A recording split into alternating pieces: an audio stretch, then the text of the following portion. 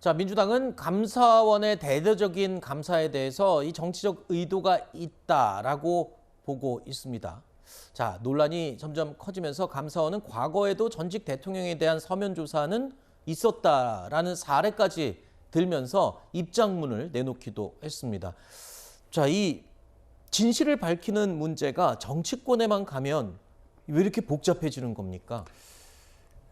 전직 대통령에 대해서 감사를 한다. 그래서 그 전직 대통령 측에 있었던 인사들이 정치적으로 반발할 수는 있다고 생각합니다만은 좀 과해요. 지금 이재명 대표도 유신 공포 정치가 생각난다 이렇게 얘기를 했는데 유신이 언제 때입니까? 거의 50년 가까이 된 얘기인데 정치적 발언치고는 상상력이 상당히 빈곤하다고 저는 생각합니다.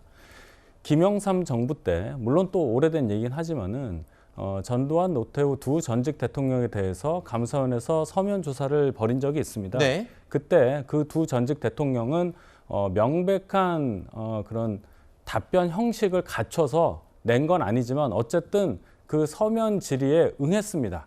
그리고 감사원은 그 제출한 자료를 토대로 감사 결과를 내놨습니다. 두 전직 대통령의 전례가 있기 때문에 네. 지금 말씀하시는 그러한 여러 가지 정치적인 발언들은 상당히 과하다고 생각하고 네. 지금 이런 상황, 서해 공무원 피격 사건에 대한 진실을 국민들 그리고 그 애통한 유가족이 너무나 원하고 있기 때문에 어느 정도 문재인 전 대통령 그리고 민주당에서 응해줘야 된다. 저는 네. 그렇게 생각합니다. 그러니까 민주당 측에서 이야기하는 것처럼 망신주기다, 정치적인 의도가 있다 이런 주장들 사실 전직 대통령이라고 해서 예외가 아니라는 그런 얘기가 되는데 과거에도 사례가 있었고 그렇기 때문에 국민의힘은 전직 대통령이 조사에 임하는 건 당연한 의무다라는 입장을 밝히고 있습니다. 국가는 우리 국민을 지키지 못했고 정부는 고인을 월북자로 몰아 고인과 유족들의 명예를 땅에 떨어뜨렸습니다. 책임 있는 전직 대통령으로서 이에 대해 답하는 것은 당연한 의무입니다. 더불어민주당은 감사원을 규탄하고 국정감사에서 적절성을 따지겠다고 벼르고 있습니다. 도둑이 몽둥이 들고 설친다는 말은 바로 이럴 때 쓰는 말입니다. 자, 사실 들여다보니까 노태우 김영삼 전 대통령도 감사원으로부터 질의서를 받은 적이 있었고 그때 당시에 이 답변서를 써서 응했던 것으로 나오고 있고요. 지금 얘기를 들어봐도 이것도 일리가 있습니다. 아무리 전직 대통령이라고 해도 감사원의 조사, 뭐 필요성이 있다면 응해야 되는 게 당연한 게 아니겠느냐라는 말인데 거기에 대해서는 또 어떻게 설명하실 수 있습니까? 예, 평면적으로는 뭐 옳은 말씀이라고 생각합니다. 네. 이 단순 수평 비교를 하면은 전직 대통령 사례가 있기 때문에 이번에도 그렇게 해야 된다. 이 주장은 하실 수 있다고 생각합니다. 그러나 전직 대통령들의 그런 과거의 조사 과정들은 보면은 국민들 공분이 대단하지 않았습니까? 거의 뭐 전 국민이 다 동의하다 100%라고 말할 수는 없지만 그런 과정 속에서 진행됐던 것이고 지금 이 사안은 그것과는 전혀 다르지 않습니까? 이 두 사안을 덩치시켜서 그렇게 말씀하시는 것은 단순 비교다 이렇게 말씀드리고요. 네. 이것은 이미 전 정부 하에서도 충분히 발표되었던 것이고 네. 심지어는 나중에 북측으로부터 사과까지 받아냈던 문제 아닙니까? 네. 이제 그 문제를 정권이 바뀌었다는 것 하나만으로 네. 동일한 사실을 두고 다르게 해석하는 것에 불과하다는 것이죠. 네. 그런 의미에서 보면은 이 사안에 대한 감사원의 조사는 과한 면이 분명히 있습니다. 네, 지금 방금 말씀하실 때 이 과거 노태우 김영삼 전 대통령 때는 국민적인 이 공감대가 있었고 그때와 이번에 사건은 완전히 성격이 다르다고 얘기했는데 그 부분은 동의하십니까? 어떻습니까? 어떤 자료를 근거로 해서 이 사건들을 등치시킬 수 없다고 말씀하실지 모르겠어요. 그때 전두환 전 대통령에 대해서 감사원에서 조사를 했던 것은 평화의 댐 조성 관련한 것이었고요. 노태우 전 대통령에 대한 거는 율곡비리였습니다. 그게 뭔지 기억나시는 분들이 얼마나 있을지 몰라요. 공감대가 많았다면 기억하실 텐데 율곡비리는 방산비리였습니다. 방산비리가 물론 그게 뭐 크지 않다는 얘기는 아닌데 국민적 공분을 일으킬 만한 그런 큰 사건이었던가.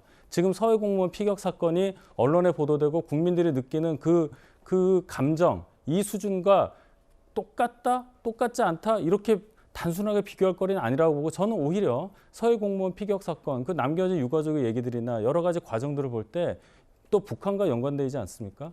훨씬 더 중요한 일이라고 저는 생각됩니다. 네. 예, 뭐 당연히 그렇게 생각하실 수 있는데 네. 물론 유가족들에게 더 명백하고 더 확실한 진실들을 사실들을 말씀해 주는 건 중요한 일이라고 봅니다. 네. 또 앞으로도 그렇게 되어야 한다고 보고요.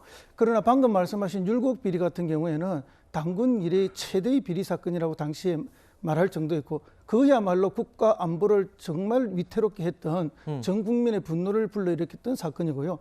평화의 댐 역시 마찬가지입니다. 초등학생들의 코 묻은 돈까지 성금으로 받아들였던 전 국민 사기극이었거든요. 네. 그것들이 진실로 밝혀질 때 우리 국민들은 전직 대통령이지만 감사에 응해야 된다는 여론이 비등했던 것이고요. 지금은 전혀 사정이 다릅니다. 자칫 오해할 수도 있어서 그런데 그때는 온 국민의 세금 뭐 이런 것과 연관이 돼 있지만 지금은 소수나 그 해당 유족들만 해당되는 사건이라는 그런 뜻을 말씀하시는 그런 뜻은 전혀 아니고요. 그건 아니죠. 네. 왜냐하면은 이 충분히 납득할 만한 당시의 해명도 있었고 또 북측으로부터의 사과까지 받아냈던 일임에도 불구하고 네. 유족이야 언제나 더 많이 알고 싶고 더 진실에 다가가고 싶고 또 더 많은 문제를 제기하고 싶어 하는 것은 너무나 당연하다고 생각합니다.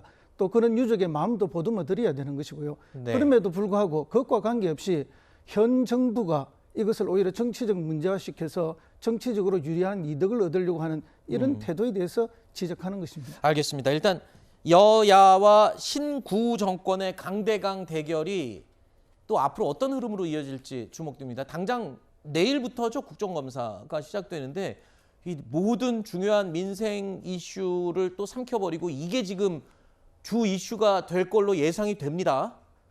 이게 언제까지 이렇게 또 될까요? 그 민주당에서 저렇게 세게 나온다면은 정상적인 국정감사가 진행되기 어렵다고 그렇게 생각이 되고요.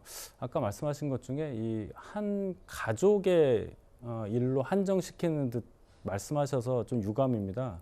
이 사안은 북한과의 관계를 바라보는 국민들의 시각, 그것을 염두에 두고 말씀하셔야 되는 사안이라고 저는 보고요. 그렇기 때문에 더 중요한 사안이다. 국가 안보와 직결되는 사안이라고 말씀드리고 싶습니다. 알겠습니다.